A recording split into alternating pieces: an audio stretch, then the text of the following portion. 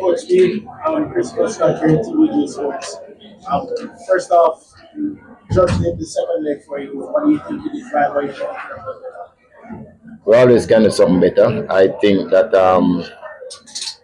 we played fairly well, but just probably two mistakes cost us the goals, and that is what happened when you have top playing against top team. Who make the most mistakes usually lose. And also, Lionel Messi playing in Jamaica. First off, the atmosphere that you felt at the national stage, inside the national stadium, how was it? Oh, it was electrifying. I mean, um, all the persons came here to see him in some form or the other. When he came on the field, I tried my best. I made a couple of changes just to try and calm down everybody. But I mean, he's really exceptional player, and he proved it tonight. Coach Speid, Jordan for CVM Sports. You speaking about Messi, how did you think your players responded to the reception, the rousing reception he got from the National Stadium once he came on? That's part one. And two, what did you make of the electrifying play of Cavalier and John Mara Calvin, especially towards the latter part of the game on both ends? Right. As I said before, when Messi came on, I knew that that effect was going to happen. So what I did was make two change in succession to kind of just stop the game, so the players could get back their legs. I thought it worked because I don't think the players was in off him. They tackled him. They anticipated where he was going to make the run, and they also anticipated some of the plays that he was going to make. So I think they did well against him. I don't think they were over. And of course, Delmar Calvin and Kyle Avery, two electrifying players. They always do well whenever we play. So I'm pleased. Well, this is such a video. After result, I'm sure you were expecting, coach. Do you think the team executed the plan that you had going into the second leg of this match? In some respect, yes. Miami didn't really break us down. I mean, like get behind us and was able to get one-on-one shots at the goalkeeper. But as I said before, in terms of defending, probably it was just the last kick of the match we considered the second goal when we tried to break away to make sure that we equalized. So I thought we did. I just thought that, as usual, again, we made some mistake, the penalty, and we paid the price. Coach Pablo there with the Athletic.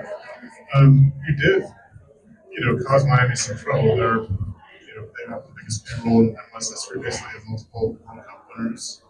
I wonder, do you have any pride in your performance tonight?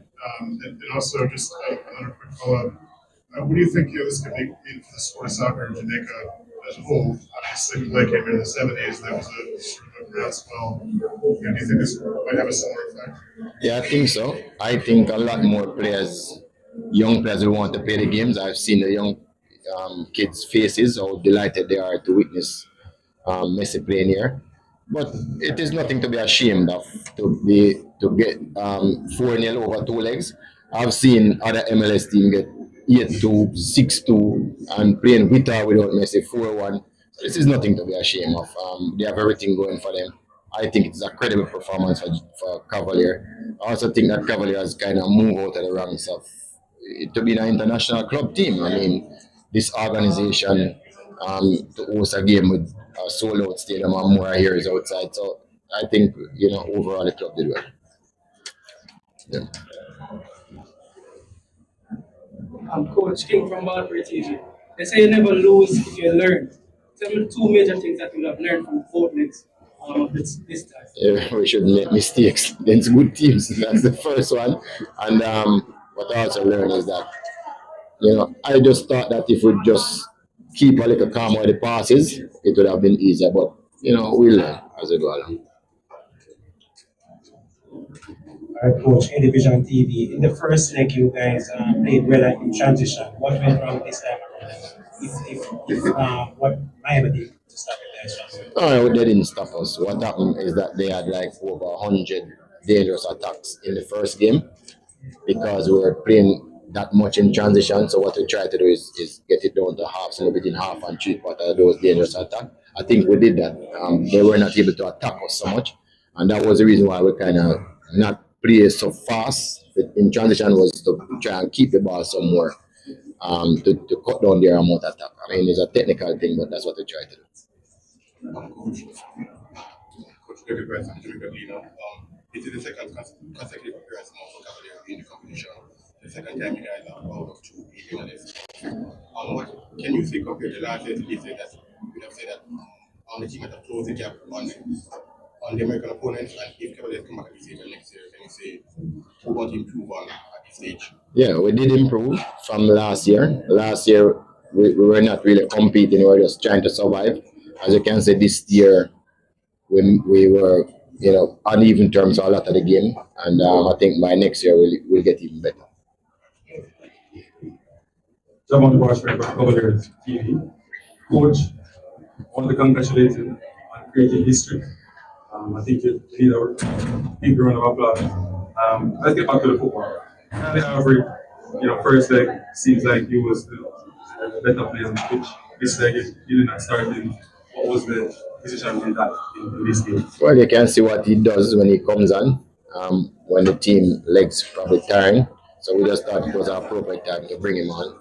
And everything we do, we keep an eye on the long term. So we try to play Rick guy into form also and into fitness. So yeah, we have a short term and long term objectives. But Kylie has done his job when he comes on, and we are okay with that.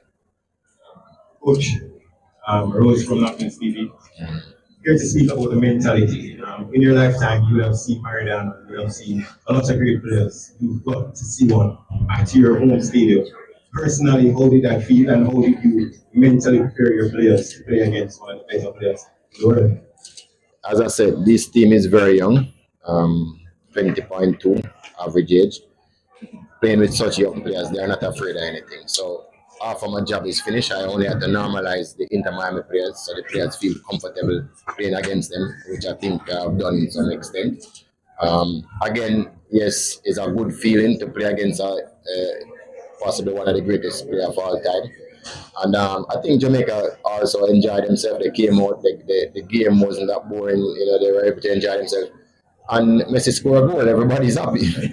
Okay, last question of the night. Thank you. Robert Williams, Mr. Speid, it is considered wide and clear that Cavalier did a fine job over the last week. How much do you think this will impact local football based on what you're So I think you'll see another 10, 20,000 kids, girls and boys coming out to play the game, which is what we want. I think you'll find more coaches coming out to try and coach teams, to try and reach the heights that Cavalier has gone, because trust me, it's something good to do. It has never been done yet, where a player of this magnitude will come to Jamaica, or a MLS team that is so financially viable, have the biggest payroll in the MLS. So the truth is, everybody will want to emulate something like this, and I just see all the rest of Premier League clubs now saying, that's where I want to be. So I think it's a good thing. All right, thank you Thank you. everyone. That concludes the press conference.